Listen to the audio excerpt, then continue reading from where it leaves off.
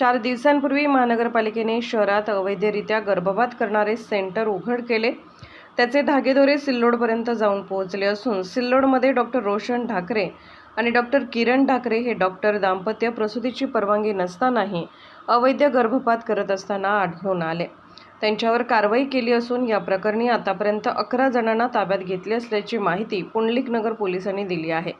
छत्रपती संभाजीनगर शहरातील गारखेडा परिसरात असणाऱ्या देवगिरी अपार्टमेंट या उच्चभ्रू वसाहतीमध्ये गेल्या आठवड्यात महापालिकेच्या आरोग्य विभागाने आणि पुंडलिक नगर पोलिसांनी संयुक्तपणे छापेमारी करत गर्भलिंग निदान सेंटर उद्ध्वस्त केले होते.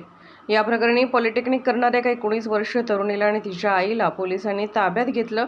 शिवाय 12,78,000 रुपयापेक्षा अधिक रक्कम आणि गर्भपात करण्यासाठी वापरण्यात येणार असलेल्या लॅपटॉप, सोनोग्राफी मशीन, मोबाईल आणि इतर काही केमिकल देखील पोलिसांनी जप्त केलं होतं. धक्कादायक म्हणजे मातृदिनाच्या दिवशीच गर्भलिंग निदान केंद्रावरती ही छापेमारी करण्यात आली होती. तर दुसरीकडे जिल्ह्यातील वाळूज महानगर परिसरात असणाऱ्या बखवानगर भागात गर्भपात आणि गर्भलिंग निदान सेंटर चालवणाऱ्या फरार आरोपी आशा वर्कर वैशाली जाधव हिला 4 महिन्यानंतर पोलिसांनी बेड्या ठोकल्या आहेत. शिवाय अवैधरित्या गर्भपात करण्यासाठी औषधे आणि किट पुरवणाऱ्या दोघांनाही पोलिसांनी जेरबंद केले. वैशालीने राहत्या घरी सुरभी मदर केअर सेंटर स्थापन करून अवैधरित्या गर्भपाताचा गोरखधंदा सुरू केला होता. या प्रकरणी वैशालीची कसून चौकशी केली असता तिने गर्भपात करण्यासाठी वापरण्यात आलेल्या गोळ्या सुनील मेघारे आणि डॉक्टर गणेश सवणकर यांची नावे सांगितली. त्यानंतर पोलिसांनी या दोघांच्या ताब्यातून गर्भपाताच्या 93 गोळ्यांची किट जप्त करून गुन्हाही दाखल केलाय. दरम्यान या सगळ्या प्रकरणाची पाळंमुळं सिल्लोडपर्यंत पोहोचली असून यामध्ये पुन्हा एका आयुर्वेदिक डॉक्टरसह 11 जणांना या प्रकरणी पोलिसांनी ताब्यात घेतला आहे. सिल्लोडमध्ये गर्भपात करून अभ्रकाचे तुकडे करून पिशवीत भरून माहिती देखील समोर आली आहे. ही जिल्ह्यातील सर्वात मोठी कारवाई आहे.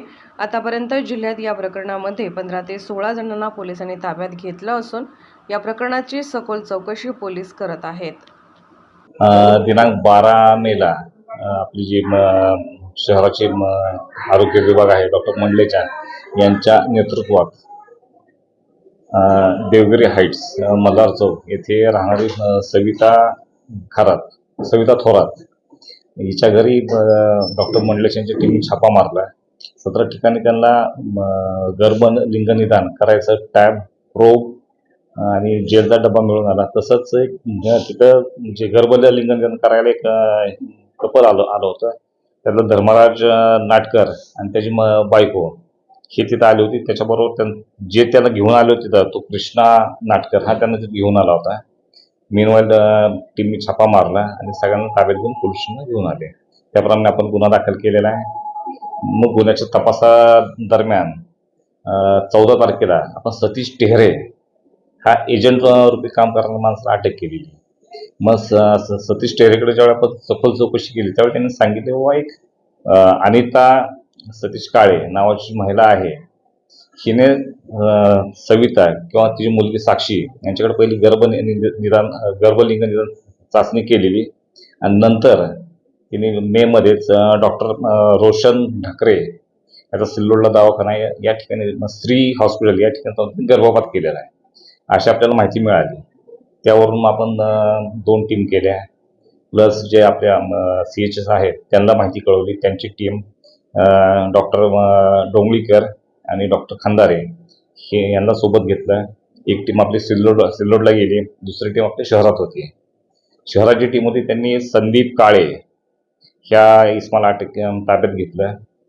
प्लस दुसरी टीम आपण माझ्या स्वतःच आम्ही सिल्लोडला गेलो होतो. सिल्लोडला गेलो पहिल्यांदा श्री हॉस्पिटल होतं, त्यांनी त्या हॉस्पिटल सगळे बोर्ड वगैरे काढले होते. थोडा शोधला.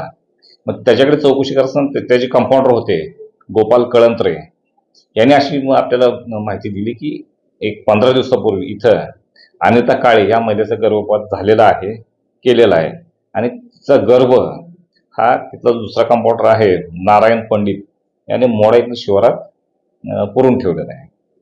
ही माहिती मिळाल्यावरून त्याचवेळी जी आपली शहरात टीम होती त्यांनी संदीप काळेला ताब्यात घेतला. त्याच्याकडे चौकशी केल्यास त्यांनी पण तेच सांगितलं की मी पहिल्यांदा साक्षी थोरात यांच्याकडे मी देवगिरी हाईट्सला गर्भलिंग केलेलं आहे आणि नंतर आम्ही सिल्लोडला जाऊन गर्भपात केलेला आहे डॉक्टर रोशन ढाकरे यांच्याकडे.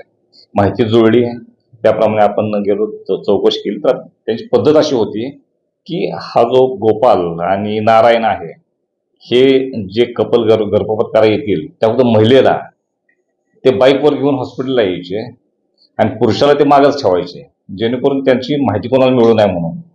महिलेचा गर्भपात करायचे आणि परत तिला नेऊन सोडायचे. अशी त्यांची मोडस ऑपरेंडी होती. त्याप्रमाणे आपण त्यांना ताब्यात घेतलं. त्यात गुन्ह्यात वापरलेल्या दोन्ही बाईक्स आपण ताब्यात घेतलेल्या आहेत. नंतर मग मान्य तहसीलदारांना पत्र दिलं आणि प्लस डॉक्टरची टीम होती, डॉक्टर डोंगरीकर आणि डॉक्टर खंदारे यांच्यामध्ये आपण तिन्ही आरोपींना घेऊन मोड्याच्या शिवारात गेलो. तिथं रात्रीची वेळ होती तरी पण आपण ते उकरून बघितलं. ते आरबगाचे ट्रेसेस आपल्याला इथे मिळून आलेले आहेत. ज्या पॅडमध्ये ते आरबग गुंडळून ते टाकलं होतं, ते पॅड त्याला लागले ट्रेसेस, ते पन्नी सगळं आपण ताब्यात घेतलेलं आहे आणि आपण त्यांना पण इकडे आलो. साधारणतः आपल्याला 20 तारखेपर्यंत PCR मिळालेला आहे. आतापर्यंत एकूण प्रकरणात किती आरोपी अरेस्ट आहेत? आतापर्यंत आपण 11 आरोपी ताब्यात घेतलेले आहेत. पैकी एक छोटा विसंब आहे 13 वर्षाचा, सत्यजित म्हणून आहे तो लहान आहे, त्याला काय आपण अटक नाही केली. बाकी आपण 10 आरोपी अटक केले. पहिल्या दिवशीच्या कारवाईपासून हो, पहिल्या दिवशीच्या कारवाईत आपण सविता थोरात, साक्षी थोरात, नंतर सदाशिव काकडे, कृष्णा नाटकर आणि धर्मराज नाटकर यांना पहिल्या दिवशी अटक केली. 14 तारखेला आपण सतीश टेहरे याला अटक केली आणि त्याच्यानंतर आपण 16 तारखेला किंवा 17 पहाटे म्हणा डॉक्टर रोशन ढाकरे, अंबाई तालुका सिल्लोड, नंतर गोपाल कळंत्रे, नारायण पंडित आणि संदीप काळे यांना अटक केलेली आहे. सर, बाकी पोलीस ठाणे जे आहेत शहर हद्दीतले, त्या पद्धतीने आपला जो काही तपास सुरू आहे का, आपल्याला त्याचा संशय आहे का? हो, त्या दृष्टीने आपला तपास चालू आहे. एक याला वाळूज पोलिसांना गुन्हा दाखल आहे, त्यांचा तपास सुरू आहे. तसंच बेगमपुरा पोलिसांना सुद्धा 23 मध्ये गुन्हा दाखल आहे. त्या गुन्ह्यात ही सविता थोरात परत साक्षी थोरात त्या आरोपी होत्या. बेगमपूरच्या गुन्ह्यात साक्षी थोरात त्यावेळी अल्पवयीन असल्यामुळे तिला परीक्षा कारणास्तव बेल मिळाला होता. त्याच्यामुळे तिला त्यावेळी ते अटक नव्हती. आपल्याकडे तिला अटक केलेला आहे. सिल्लोड मध्ये ज्या जागेवर आपण छापा टाकला तिथे ते आरबग तुडल्या जात होते किंवा फेकून दिल्या जात होते, तिथे एकच आरबग आढळून आलं की नेहमी अशा घटना होतात? हो, त्यावेळी रात्र आपल्याला थोडं पावसाचं वातावरण होतं. आपण एकच ते आपण परत शोध घ्यायला जाणार आहोत. अजून काय मिळालं नक्की आपण तपास करू. म्हणजे आता हे धागेदोरे शोधण्याचं काम आपलं हो, निश्चित सुरू आहे.